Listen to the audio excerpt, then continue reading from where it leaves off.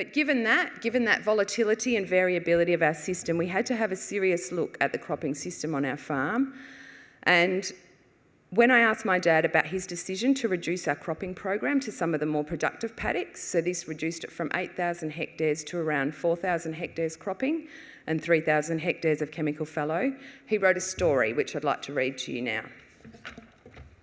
It's called Casting Off. I thought I'd read it because it sort of reflects his voice. We were harvesting in 2009 when we got a call from our neighbour who had some problems on soil on a field next to a field of ours, which was also a bad performer. He said with cheerfulness and hope, "I thought I might put some canola on that paddock next to yours in 2011. What do you think?" There was considerable silence, as we knew the soil was probably not suitable to any profitable crop.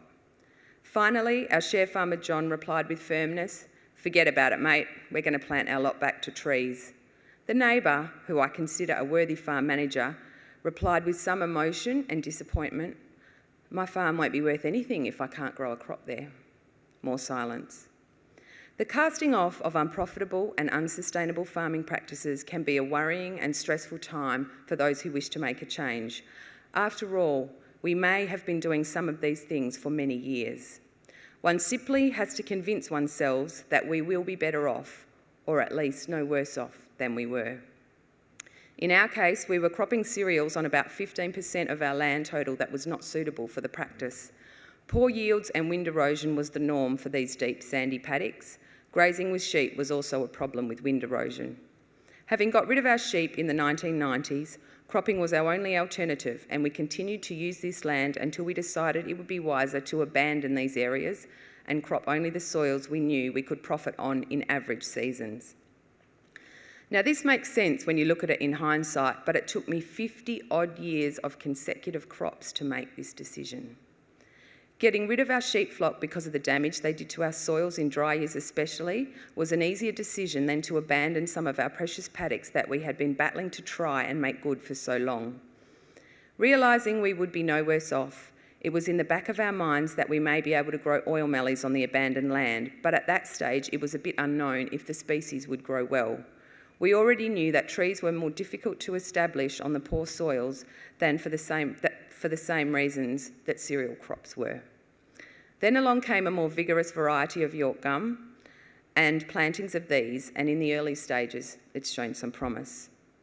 Already much of the abandoned land is planted out to trees and growing. We may even make some money in the future with carbon farming. Amongst the plantings are native species regenerating and flowering. The weeds are under threat, and the heart wrench of abandoning the precious land is gone.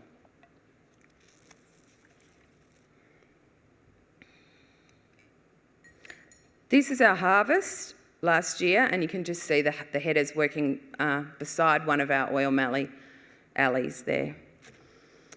So just as with the sheep, this change was an emotional decision.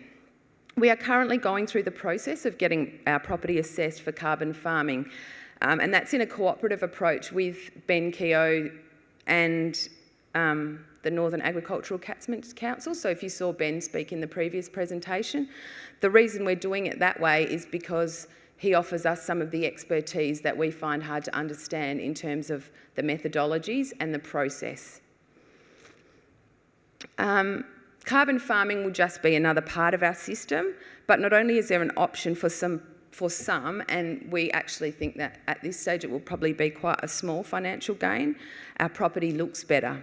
Native species are recovering and we're having an impact on weeds. That's about what we value. My father was often considered ahead of his time, and much of what he did was trial and error. Why it works for us is because we have used a whole system approach. We view our farm and our business and our life as one thing, so to sustain it we have to keep our system operational. We are fortunate that we've never had any debt. But is this being fortunate, or did we just make some good decisions? Is it because we're lucky or we're smart? Is my dad successful because he was passionate or because he was astute?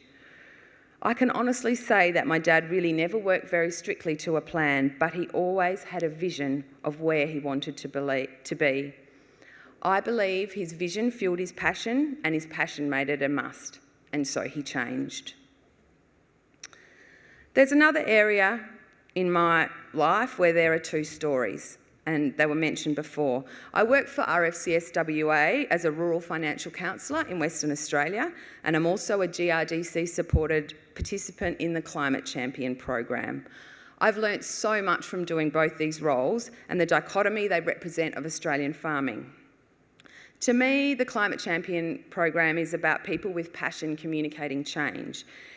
For those of you who haven't heard of it, it's a national program which involves 34 Australian farmers from a range of commodities, and it's about helping to improve communication between science and farmers about managing climate risk. From this program, I get to mix with other farmers who are leaders in their community and who have translated climate science into real things on ground on their farm. This is the best way for other farmers to learn what works in their region and in their industries. The Climate Champion farmers are passionate, enthusiastic and keen to talk with other farmers about managing climate risk.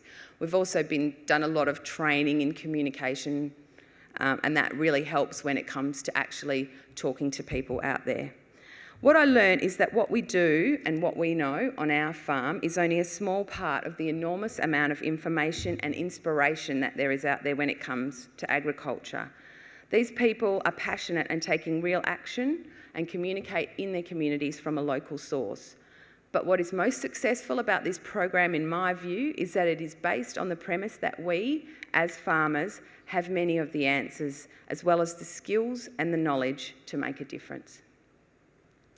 But not everyone has the capacity to change their system. And in my role as a rural financial counsellor, I work with farmers, pastoralists, fishers and small rural business that are in financial difficulty. Considering climate change and long-term predictions just adds another layer of complexity to the system, to businesses that these businesses have and their system is already not working. There are many reasons why their farm systems aren't working, but most frequently there is an unsustainable debt level, increasing input costs and high-risk systems being seen as the only way out.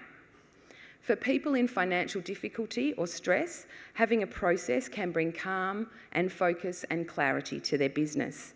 In Western Australia, we use a business planning framework approach with our clients, and this is to assist them to get clarity about where they are now, to have a look at where they want to be, which is their vision, and then what steps they need to take to get there. Because in the end, as a financial counsellor, we can present a range of scenarios based on accounting and finances and very clearly demonstrate the gross margins or what they will leave their farm with. But unless it feels right to them and there's some hope on the other side of the scenarios, our clients won't go there. It's going to be very hard for them to make a decision if the other part isn't considered in what they do. It's not a purely economic decision. If their vision is not clear, beyond all the difficulty and the stress, the place doesn't feel any better, our clients won't go there. So in summary, we do what we do because of what we value. When we value it and we have a strong vision, we get passionate about what we do and it makes it a must. We have to be prepared to change and adapt in a turbulent environment. And this is using our abilities to see opportunities, having a people focus and adapting our whole system. Government initiatives such as the Climate Champion program and rural financial counselling are essential mechanisms to support people to move forward in the changing face of agriculture. What we want for our future is the same thing: a viable, sustainable, vibrant industry that supports the communities in rural Australia to contribute to our country and to our world. In my experience, you cannot separate the science from the people, from the production, from the environment, from the financiers, from the community, or from the world. As for the future of agriculture, I'm planning on a vibrant one. Thank you.